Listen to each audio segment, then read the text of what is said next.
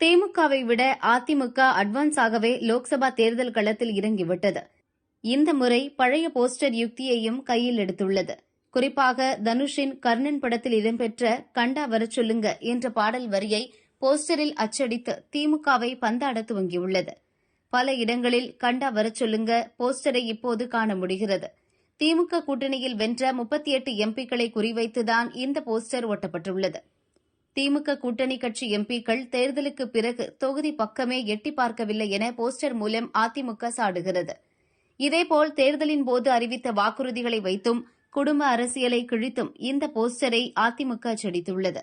உதாரணத்துக்கு ஒரு போஸ்டரில் மதுவிலக்கு அமல்படுத்தப்படும்னு சொன்னவரும் மது விலையை ஏத்தனவரும் ஒரே ஆளா, அவரை கண்டா வரச் சொல்லுங்க என்று அச்சடித்துள்ளனர். என்னை தவிர என் குடும்பத்தில் யாரும் அரசியலுக்கு வர மாட்டார்கள் என்று கூறியவரை கண்டா வரச் சொல்லுங்க. நீட் தேர்வை ஒரே கையெழுத்தில் ரத்து செய்வோம் என்ற சின்னவரை கண்டா வரச் சொல்லுங்க என்றெல்லாம் கூட போஸ்டர் அடித்துள்ளனர்.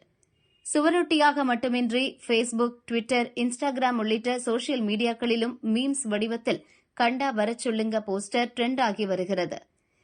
டிசைனாக போஸ்டர்களை உருவாக்கி தொண்டர்கள் மூலம் சோசியல் மீடியாக்களில் அதிக அளவில் ஷேர் செய்து வருகிறது அதிமுக ஐடி விங். இதற்காக கண்டா வரச் சொல்லுங்க என்ற ஹேஷ்டேகையும் உருவாக்கியுள்ளது.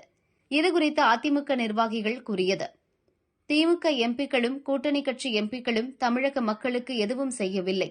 தொகுதி பக்கம் எட்டி பார்க்கும் பழக்கம் அவர்களுக்கு கிடையாது. இதை மக்கள் புரிந்து கொள்ள வேண்டும் என்பதற்காகவே கண்டா வரச் சொல்லுங்க பிரச்சாரத்தை கையில் எடுத்துள்ளோம். டிசைனாக இன்னும் நிறைய போஸ்டர் அடித்து கையிருப்பில் வைத்துள்ளோம். இனிவரும் நாட்களில் இன்னும் அதிக அளவில் போஸ்டர்கள் ட்ரெண்ட் ஆகும். திமுகவுக்கு குடைச்சல் கொடுத்துக் கொண்டே இருப்போம் என்று அதிமுக நிர்வாகிகள் கூறினர்.